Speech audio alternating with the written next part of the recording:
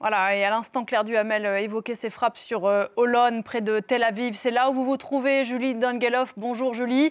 Et on voit derrière vous ces bâtiments qui ont été Bonjour. soufflés par des frappes ces dernières heures.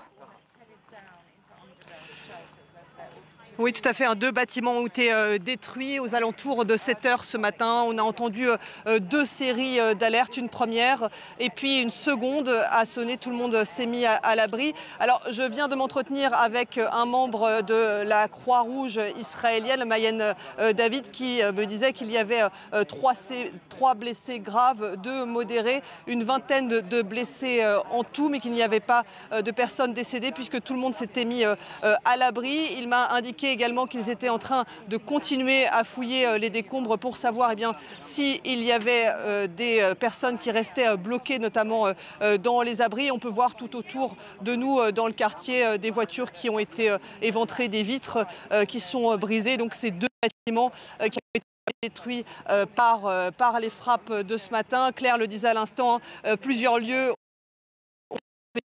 dans le centre, dans le sud du pays et ici dans la banlieue de Tel Aviv. Et nous étions sur le littoral de Tel Aviv et nous avons pu entendre à plusieurs reprises de grosses détonations qui étaient probablement dues à la défense antiaérienne, à savoir le dôme de fer israélien qui interceptait ces missiles venus d'Iran. Benjamin Netanyahou, le Premier ministre israélien, a réagi en disant que l'Iran paierait le prix fort.